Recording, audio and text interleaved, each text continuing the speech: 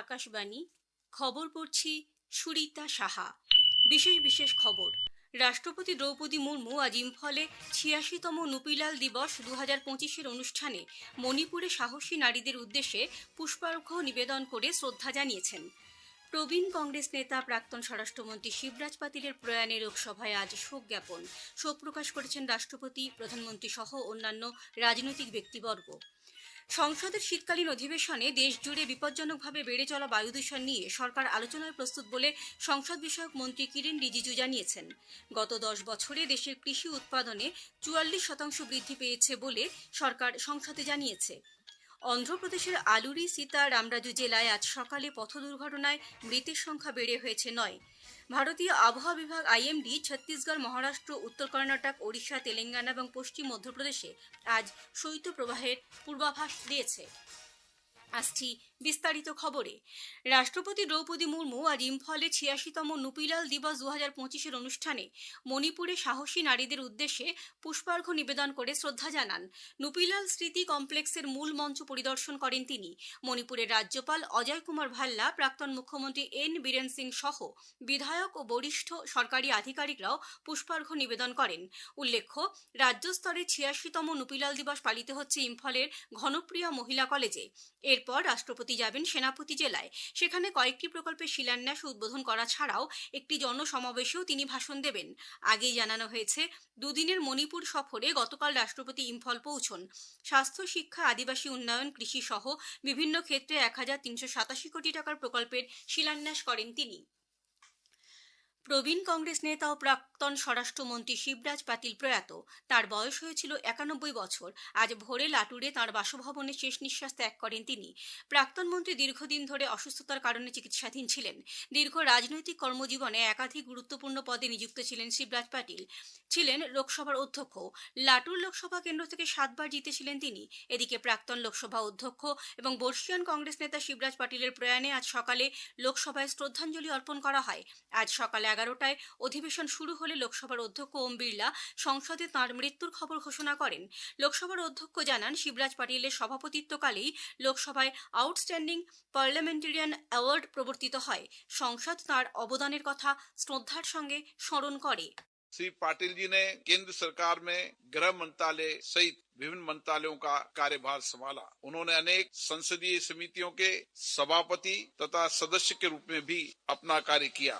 उन्होंने पंजाब और राजस्थान राज्यों के राज्यपाल एवं चंडीगढ़ के प्रशासक के रूप में भी अपनी सेवाएं दी। श्री पाटिल जी 2 कार्यकाल के लिए महाराष्ट्र विधानसभा के सदस्य रहे। वे महाराष्ट्र विधानसभा के अध्यक्ष और उपाध्यक्ष भी रहे। उन्होंने महाराष्ट्र राज्य के मंत्री परिषद के रूप में भी अपनी सेवाएं दी।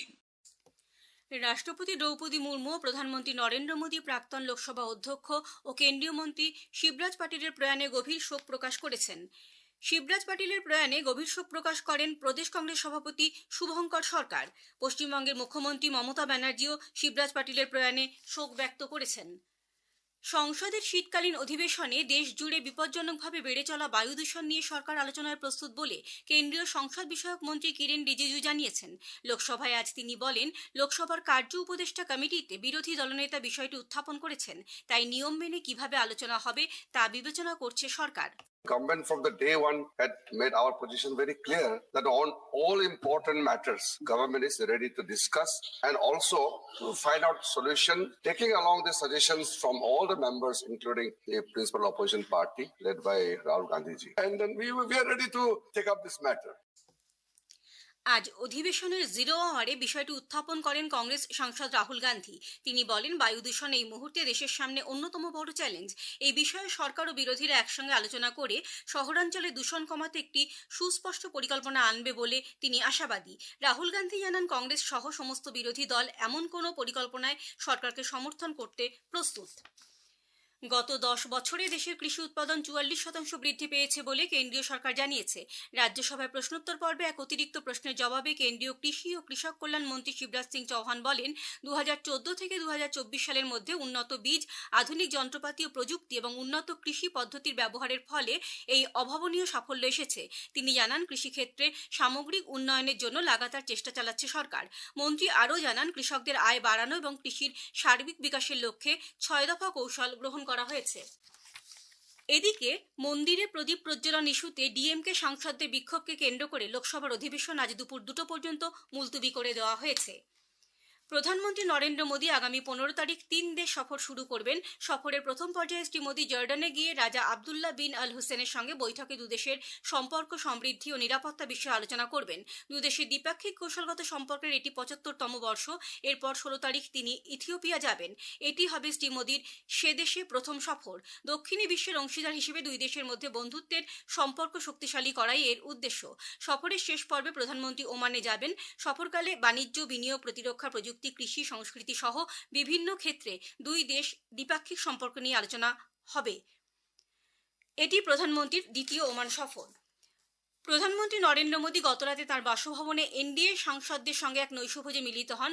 সমাজ মাধ্যমের একটি বার্তায় শ্রী মোদী বলেন, এনডিএ পরিবারের প্রতিনিধিরা দেশের সুশাসন, উন্নয়ন ও বিকাশ নিয়ে প্রতিজ্ঞাবদ্ধ। 15 ডিসেম্বর থেকে বিকেল 5টা 10 সংবাদের সময় 5 মিনিট বেড়ে 10 মিনিটের হচ্ছে। একই সঙ্গে গ্রামাঞ্চলের খবর আরও বেশি করে শ্রোতাদের কাছে পৌঁছে দিতে ওই দিন থেকে বেলা 12টা 30 এবং সন্ধ্যা 6টা 35 গ্রামীণ সংবাদের সময়সীমা 3 মিনিটের বদলে 5 মিনিটের হবে। এ খবর আপনারা শুনছেন আকাশবাণী থেকে। আমাদের সংবাদ শোনা যাবে ইউটিউব চ্যানেল আকাশবাণী সংবাদ বাংলা, ফেসবুক ও ইনস্টাগ্রাম আকাশবাণী সংবাদ কলকাতা এবং এক্স হ্যান্ডেল AIR নিউজ কলকাতাতে। অন্ধ্রপ্রদেশের আলুরি সীতারামরাজু জেলায় আজ ভোরে এক বাস দুর্ঘটনায় মৃতের সংখ্যা বেড়ে হয়েছে 9, আহত 22 জন। তেলেঙ্গানা যাওয়ার সময় চিন্টুর মারেদুমিলি ঘাটের কাছে বেসরকারি বাসটি নিয়ন্ত্রণ হারিয়ে খাদে পড়ে গেলে দুর্ঘটনা ঘটে। ওই সময় বাসে 35 জন যাত্রী এবং 2 জন চালক ছিলেন। আহতদের স্থানীয় হাসপাতালে নিয়ে যাওয়া হয়। গুরুতর আহত যাত্রীদের মধ্যে 5 জনকে ভদ্রাচলম সরকারি হাসপাতালে পাঠানো হয়েছে। বাসটির গতি বেশি থাকায় দুর্ঘটনা ঘটেছে বলে পুলিশের প্রাথমিক অনুমান।